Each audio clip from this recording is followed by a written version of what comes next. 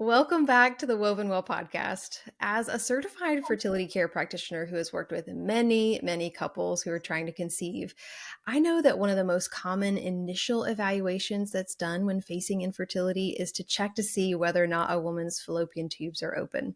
They need to be, obviously, in order for an egg and sperm to meet and an embryo to be formed. But what happens if they're not open?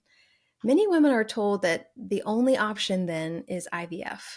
Well, today I've invited back a guest expert, Dr. Naomi Whittaker, to talk about this advice and what women can do to actually address blocked tubes.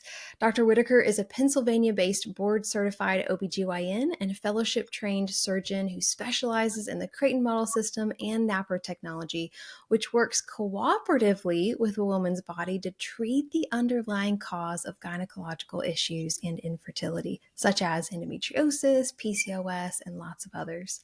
She created the Restorative Reproductive Medicine Academy and has dedicated her practice to women's restorative reproductive medicine, compassionate healthcare, and education. Dr. Whittaker, welcome back to the show. Thanks for having me again. Such a big fan of yours. Oh, well, you too. I love everything that you put out there. It's so good for women to be knowledgeable and informed, and being able to advocate for themselves in the doctor's office is critical.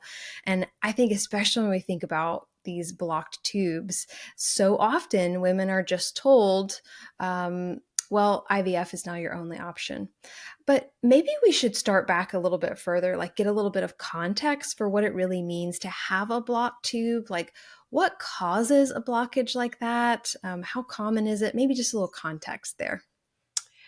Yeah, there's not a lot of research on this area, unfortunately, because a lot of innovation advancement stopped once we had IVF. We thought, well, why should we do much tubal treatment or surgery in the reproductive space if we just have IVF? And so most fertility specialists do IVF and not tubal surgery. Now, tubal surgery did advance after IVF, but more in a little niche corner of gynecology where very few of us were being taught how to do these methods, including tubal cannulation, unblocking tubes in the 90s that was developed, and also robotic surgery really was a game changer for our ability to reconstruct tubes from inside the body, from the fimbriated end, from the end that's supposed to capture the egg. So I would say I don't know how common it is, because I do think there's a lot of false testing, and it depends on how you determine tubal factor. Regular HSGs are something, like if they are normal and open, that's reassuring, but it doesn't rule out a partial obstruction, which can add time to conception. And then just so the partial occlusion where the tube inserts into the uterus is often missed with regular HSG. Subfertility from a narrowed fallopian tube can be missed by a regular HSG.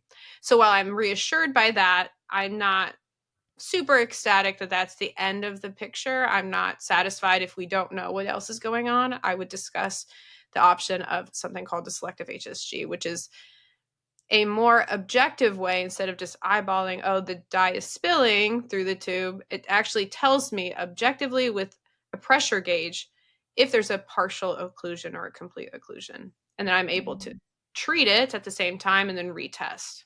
So I don't know the percentage, though it seems quite common. By the time women come to me and have multiple issues and we're going to surgery, that's typically when I check. At the same time, if we're getting to more an advanced case, more complicated case, so I would say it feels very common. Some days it's everyone that comes to the OR that has at least some partial occlusion, and I can make their tube wide open and let as many sperm go through as possible, and maybe their cervix could be narrowed too. So multiple channels widening up as many sperm to get to the destination as possible. Now, the cause is going to be even more unknown as we're in this niche of medicine that we're pretending is not important. Why would we do much research? So yes, I open up tubes. It could be different theories based on research and based on clinical experience includes A narrowing maybe from birth, just that's how the uterus was made. Inflammation, I think, is a huge one related to endometriosis or endometritis, which is an infection or inflammation in the uterus.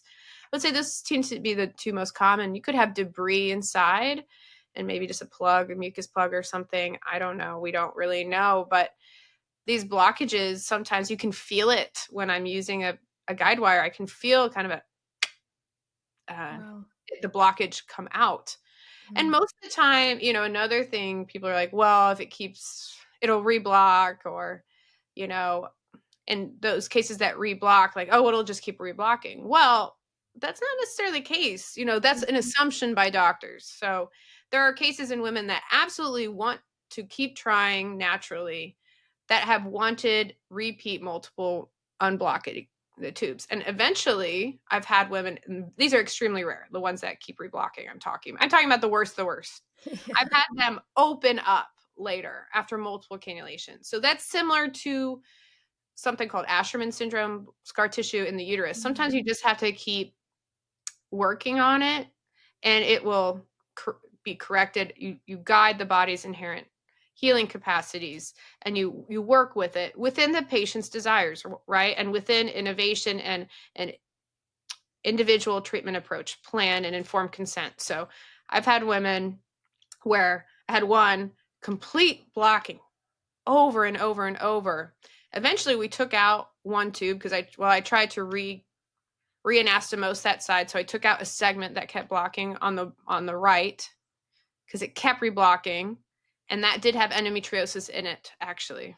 And the other Wow. side finally opened up. Like we worked so hard on each tube. She absolutely does never want to do IVF. And somehow after multiple, we kept doing things. I think I injected PRP, steroid. We tried all these things. I mean, we were just throwing the kitchen sink at her. Finally, we got, I mean, really, I think it was a miracle, but the left tube finally gave way and has stayed open. And the right, I tried to a very difficult surgery that this is to resect and reanastomose again. This is like the hardest case I've ever had of tubal obstruction, and Mhm. she and I are very close now. This is what happens with restorative medicine. You get to know your hardest cases and you become very close. You like you just like let's fight it together. Let's try. And we know Mhm. like she's hard. We're all like realistic. But that was interesting because I rarely get a segment of the tube to test, and she did have endometriosis. And to us, for that case, I think it was really reassuring for me, as a human being. Like we did everything and we have an answer for that right tube. And now her left tube is open. But yeah, it's a very individualized treatment and difficult because we have little data to work on. But it is a common issue and is overwhelmingly of the time, percent of the time, majority of the time, it is correctable. The worst thing you can do is remove the tube, though. Don't remove the tube right away. That is really a game changer because I think about women and couples who are trying to conceive and women who go in to have initial evaluations. And it's always lab test, ultrasound, HSG. Like those are kind of the standard things that are always done. But then when they find out, oh, you have a blocked tube or you have both tubes that are blocked, it's like immediately go to IVF. So it's so encouraging for women to hear that there are alternatives, there are things that you can do. I mean, you just told us the one of the most difficult cases you've ever had and you were able to have success with it even though you did have to work over and over and over again. That's an example of the hardest scenario. Right. I would imagine a lot of women though are probably it's easier to treat. So earlier you mentioned that you can actually go in there, unblock, and immediately retest. Would you tell us Mhm. just a little bit about what that treatment actually looks like? Like, how are you unblocking it? Yeah. So first of all, there's two types of tubal issues, if we could Mhm. uh, generalize them. And so one would be a proximal tubal occlusion where the tube inserts into the uterus, and Mhm. at the end, the fimbriated end. So the more common issue is where it inserts into the uterus, the proximal. And so I have a pressure gauge where I put the pressure, I actually have one. And so I insert this blue device inside where the tube inserts into the uterus, and I measure the pressure of the tube right there. Love that. And then I have dye where I turn this knob here, Mm-hmm. and it tells me what the atmospheres of pressure are and if there's even a partial occlusion. And then I look also if it's spilling. And so if Yes. it is blocked, then I use a guide wire. It just looks like a little metal.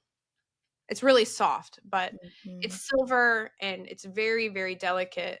And it's just, I don't know, probably half a millimeter wide. And I snake it through, similar to snaking a sink. Mm-hmm. Man, I just think about these general HSGs, which are a great, option out there. I'm certainly glad that they're available, but they seem so elementary in comparison Correct. to Oh, what yeah. we're talking And about. we're talking about nothing as advanced since, I don't know when the HSG was invented, but we stopped all progress with IVF, right? So Yeah. the Yeah. regular HSG is a good test if you need IVF, and that's the only thing you care about, right? Like that's your only option. If it's completely blocked, skip IUI and go to IVF. That's the only really. It can help with natural conception. It can make sure at least let you know that you have a chance with natural conception, but it's not Yeah. a treatment option, and it's not going to be a way to optimize the tubes for natural conception. A regular Right. HSG. A regular HSG. Okay, I'm with you. Yeah, exactly. And women deserve to have access to this treatment, but they also need to know the information. Mhm. Super easy, low risk, minimally invasive, cheap. Yeah, not invasive, really. I mean, a little bit more than a pap smear, but Sure. I mean, relative to IVF, I mean, it's extremely minimally invasive. No incisions. Um, and yeah, very affordable, very easy for a Mhm. physician to do. The thing is, physicians don't even know it exists. Yeah, physicians aren't trained in it any longer. Mhm. No, they never even knew about it. It was Mm, developed in the 90s. Who's going to pick it up? Who's going to do this? mm, mhm. Minimally invasive gyne surgeons have focused on pain. That's kind of their road. REIs have focused on IVF. So who's going to actually be incentivized to do this? Mm, mm. That's where it becomes, the women are making the movement. The Correct. women are the ones who need to be knowledgeable, and so they can advocate for the care that they deserve and want. And you're talking about being minimally invasive, and I completely agree. But something we've talked about is how HSGs or even selective HSGs can be painful. Can we talk about that for a second? Because um, I'm always looking for what can women do to have a better experience, or how can they advocate for themselves. So let's talk about the pain for just a second. Yeah, I mean, as a provider, it's my due diligence to try to make it as little with as little pain as possible and offer appropriate treatments, pre-medications, or medications during the procedure to be as comfortable. And if the patient is very uncomfortable, she needs to speak up and say, you need to stop and abandon. Mhm. Please do that. Please speak up. Do not, it should not be extremely painful. Mm, Pre-medicate with Cytotec to dilate the cervix. That's actually the most painful part. If the cervix is open and we pre-medicate, that's great. And if there is a lot of pain, that's probably a sign something's wrong. Either the provider is being really rushed, it could happen, or they haven't done a mm, lot, or but mainly I think the cervix not being dilated is the number one obstacle, and that could be a cause of infertility, cervical stenosis. So you might be getting an answer with that. So, mm, but advocate for yourself. Don't tolerate high pain. They should mm, be working through that with you, pre-medicating or discussing with you ahead of time and during, reassuring you to make sure that you're comfortable with every step forward. Obviously, we can't always guarantee there's no discomfort, but it shouldn't be a traumatic. It really shouldn't be a traumatic experience. mm. Well, I appreciate you saying that, because so many women think, well, I do just have to suffer. I do just have to push through in order to get answers, especially women who are trying to conceive and do whatever they can. So that's a really encouraging word, that you do not have to suffer through. You can find a physician, a medical professional out there who is willing to be very gentle, take their time, walk with you, pre medicate. And it could be a hassle. Some people think to put in the the effort to find that physician. But when you're laying on the table and you have someone who really cares and really knows what they're doing, oh man, we all know the difference that we can have in that sort of experience. So would you say anyone NAPRO technology trained, like would need to be a fellowship trained surgeon? Like who can people go to find someone who knows how to do these selective HSGs? Anyone could learn how to do them that does procedures in the hospital, Okay. technically. So the ones more likely to learn how to do it would be NAPRO fellowship that we have all been trained. It's actually quite simple. Any OBGYN should be able Mm. to do this. That's what's frustrating to me about the lack of access for this. Call the hospital and ask them if they do this and if they can get someone trained. Because again, this should be quite simple to do. That's great to know. And by the Or way, listeners, Your REI should really be doing this, technically. You should yes, really be optimizing your tubes first before doing more invasive procedures. And technically, right, with the risk benefit counseling process, you should be offered alternatives before more invasive procedures if they're being ethical. mm, that's a good word. By the way, listeners, if you've already gained valuable information from this short episode, then you want others to have access to information like this as well, would you help us get this education out there by leaving a simple review? Each review helps the algorithm learn that women want this type of content and will recommend it to others. So if you are also just enjoying the episode, then it lets those who are looking for information like this to see that you liked it, it was helpful, and it was good. We really appreciate it. Well, so much that you're saying, Dr. Whittaker, is you're saying how simple it is and how basic it is, but it's so radically different than what we often hear. So it's very encouraging. And especially if someone's been through maybe a painful essay, been through a painful HSG, or they're looking into other health issues as well. Just a reminder that if you do end up seeing a physician or a surgeon for endometriosis, that sort of thing, and you can listen to some previous episodes out there, then you can also have a selective HSG done during that procedure. So you don't have to relive it if that was a traumatic experience originally for you. But if you're treated with a selective HSG and with the metal wire that you mentioned and able to totally clear things, I know you can't know for every person because it's going to be a little bit different, but in general, is there a timeline that like typically tubes remain clear for a certain amount of time, or is it just totally variable? I'll say statistically, 30% of women with tubal obstruction get pregnant within 3 months. Okay. Quite high, much higher than IUI, for example. Mm-hmm. And I say for what I tell patients with severe bilateral tubal occlusions, I like to recheck at 6 to 9 months. Okay. In majority, they're open. Okay. That's But super helpful. sometimes they still have like a partially narrow, like not as bad as the first time. That's the next most common, and then I open it up maximally again. So it kind of depends on the person what we find, but that's I would say those are the most common scenarios. Yes. Oh, this has been so helpful, and I hope it's been helpful for all the listeners. But thank you so much for coming back on the podcast and sharing with us about opening up these tubes. I know it gives a lot of hope to women out there. Thanks so much for getting this information out there. I know everyone's hungry for it, so I appreciate Absolutely. Absolutely.